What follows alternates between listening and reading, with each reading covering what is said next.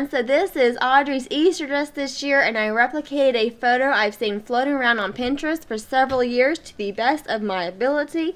Now I did do this without a pattern, and I will walk you through the entire process, and as always, timestamps and materials are linked down below, and the kiddos are in the background. So welcome to the chaos if you're new to my channel.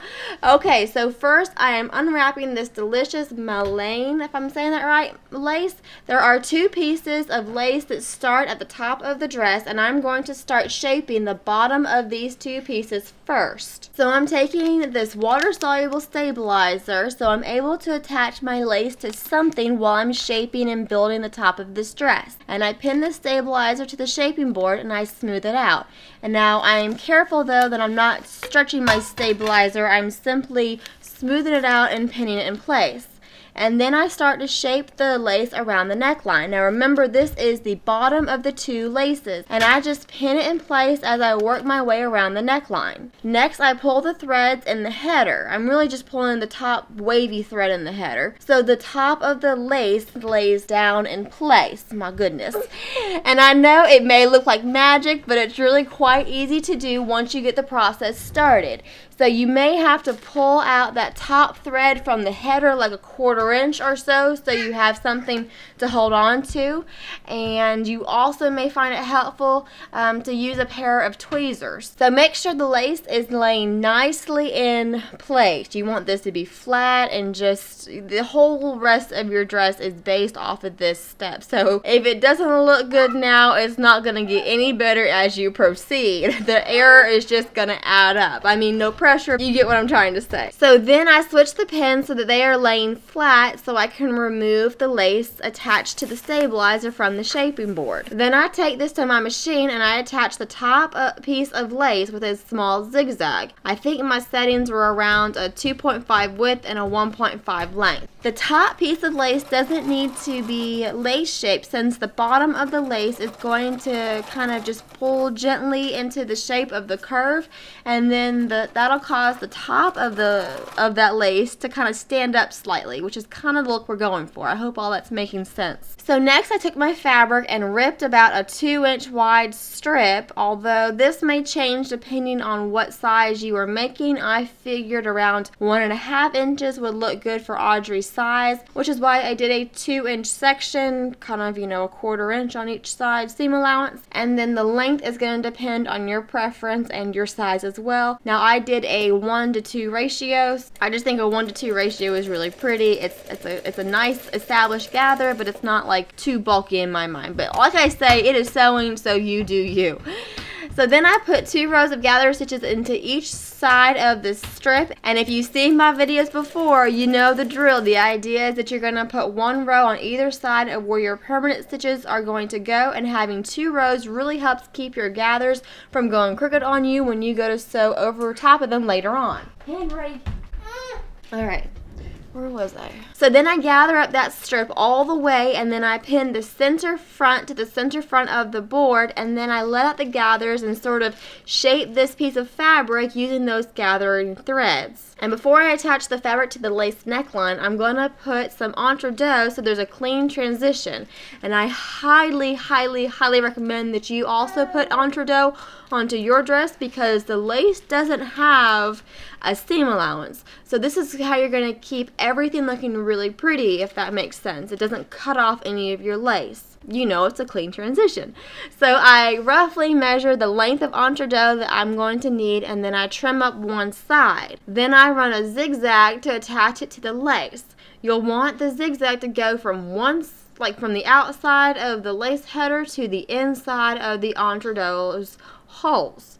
And then I pinned that curved fabric to the Entredeux, and I joined the two using a straight stitch, you know, right sides together, using a straight stitch on just one side of the Entredeux holes. And then I'm going to do another row of straight stitches about like a 1/16 of an inch away from the first row, and this just helps keep everything really tidy, especially since we're working with gathered fabric. And then finally I am trimming up the seam allowance and then running a zigzag to enclose that seam. The bottom of the neckline is going to get this beaded lace, but I'm going to attach that by hand later on. So for now I'm going to attach another piece of Entredeux using the same method that I just showed. And before I give everything a really good ironing, I need to remove that water-soluble stabilizer since it'll make a hot mess all over the iron. That is one drawback of this stuff. I love it otherwise. So I cut the majority of it away, and then I kind of pull it from any seam that it's been attached to,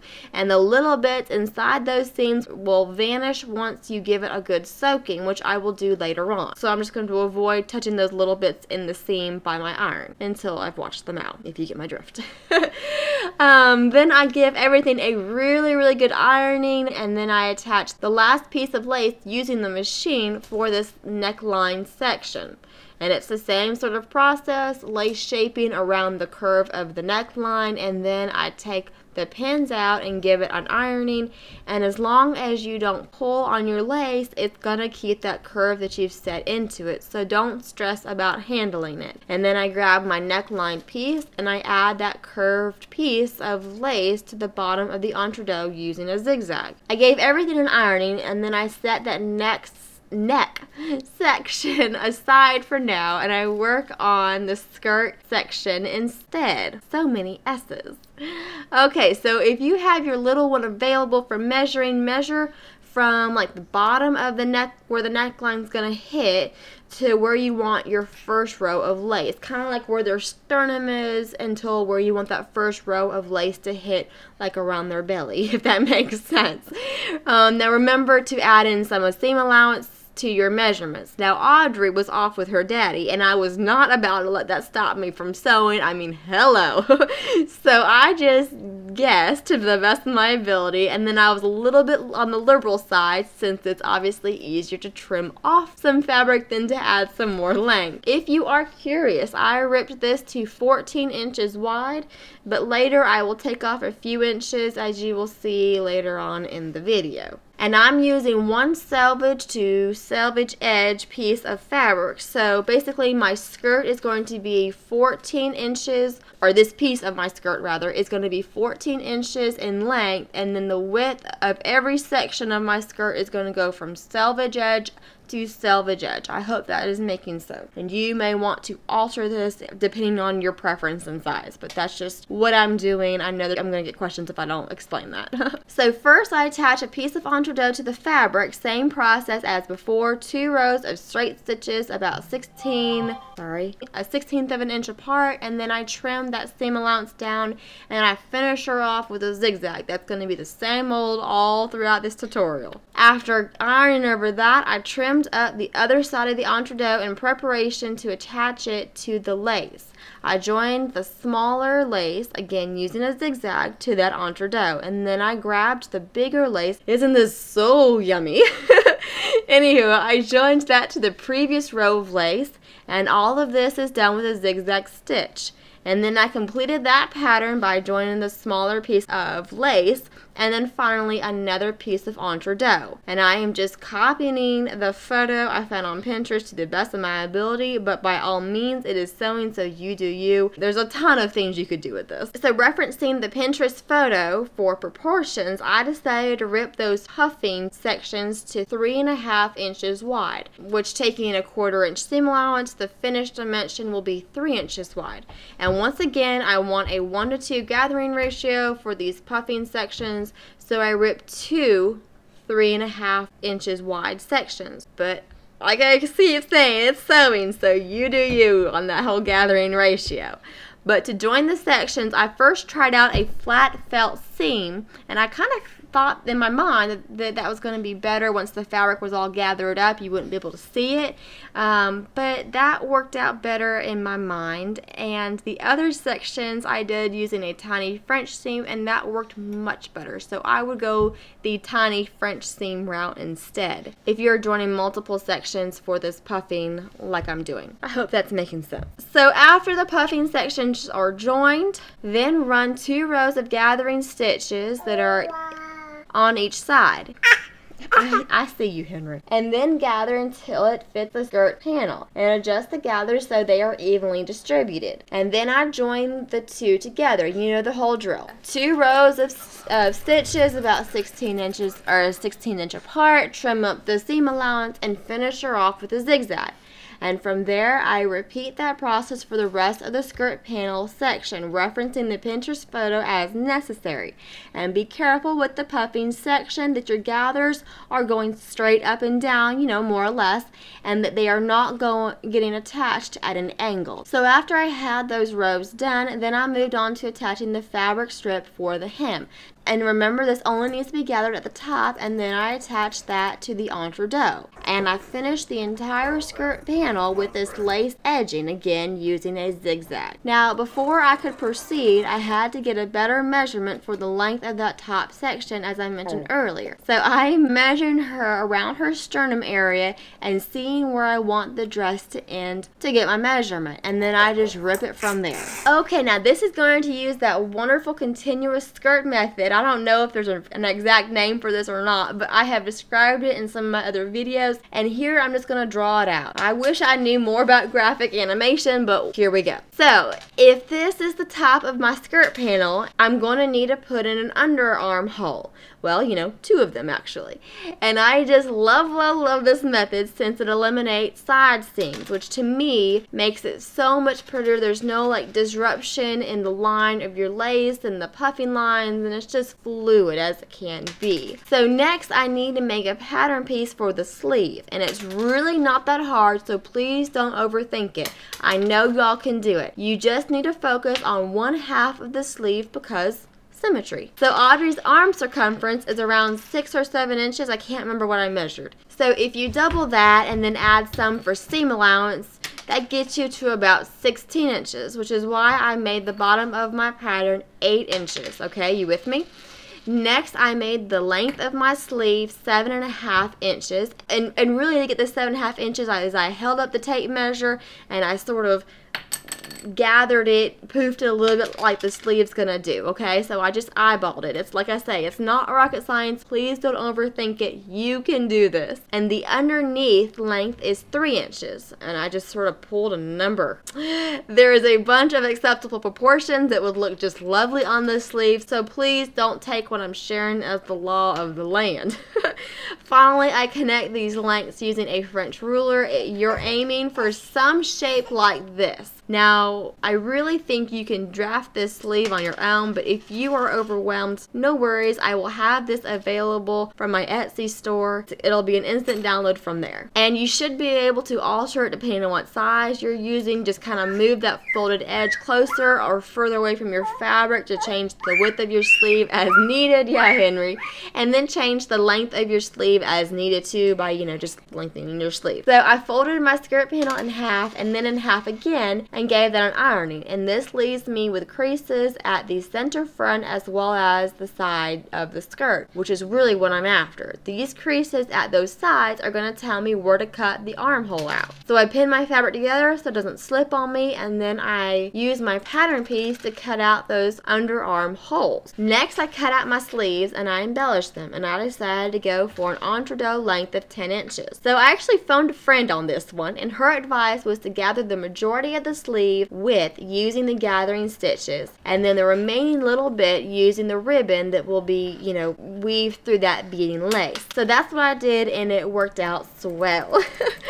I gathered the middle 2/3 of the sleeve and I attached the Entredeux to the bottom edge. And once again, 2 rows of straight stitches about 1/16 of an inch apart, trimmed up the seam allowance, and then finished her off with a zigzag. And then I trimmed at the bottom edge of the Entredeux and added this gorgeous beaded lace. It looks like 3 sections of lace, but I think it was made as 1 unit. I don't know. I'm not a lace expert by any means, but it really doesn't matter because it's just gorgeous. Finally, I joined the sleeve together using a French seam, and next I joined the sleeve to the skirt panel at that underarm hole. And I'm joining them with right sides together using at least a 1/2 inch seam allowance, although 5/8 of an inch would have been a smidgen easier here for the mock French seam that I'm about to show. And then I trim up the seam allowance of one of those, okay? And then I take the other seam allowance, I fold it over, give that an ironing, and I stitch this down by hand. I'm using those machine stitches to stitch this mock French seam down by hand. I hope all of that's making sense. Alrighty, we are almost done. I put 2 rows of gathering stitches at the top of this whole skirt sleeve assembly, and then I take it to my neckline, okay? Or my neck section. It's not really a neckline, it's a neck section. I don't know why I keep saying neckline. I added 1 row of Entredeux to the bottom of that neckline. Next section. Oh my god. And then I bring back that blocking board so I can mark the center front as well as the sleeve seams. And I gather the skirt all the way up, and then I ungather some to match the center front to the center front mark on the neckline, and then I match up the rest of the sleeve seams to those spots on the neckline as well. Then I join the neck section to the skirt. Same method of 2 straight stitches about 1/16 of an inch apart, trim up that seam allowance, and finish her off with a zigzag. And then I took the dress to the couch for a late night sewing session, so please pardon the bad lighting, but this is just my real life, y'all. So I pulled the gathering threads from the lace header and gave the lace a kind of a gentle gather. I don't know what the ratio is, it just looks like this. I pinned it in place and sewed it on by hand, and to do this I used the 80 weight white Madeira thread, and I went through a hole of the Entredeux, and then I went through the lace header, and again through the hole of an Entredeux, and I actually went through every single hole of the Entredeux back to the lace header until this piece was attached. And the last thing to do here was to join the back of the dress. Henry, what is it, sweetie? I skipped a section at the top of the dress since I'll be putting a placket in there. And then I joined the bottom of the dress using a French seam. And after all of that, I cleaned at the top of the dress and I put in a placket. Now I debated just folding up the edges, but the continuous placket method seemed like it was going to be a cleaner look. So that's what I did. And I have a video link down below that explains how to do the continuous placket method. I folded the top of the placket method down first and then the rest of the placket over. Then I'll sew the folded edge of that placket down by hand later on, and I will finish the back of the dress with some hand sewn on snap. And there you go. This is how I put together this Pinterest inspired, really just copied dress. I hope this video was helpful. If you have any questions, please leave them down below and I will do my best to answer them. And as always, guys, I appreciate y'all for watching and I hope to catch y'all on the next one.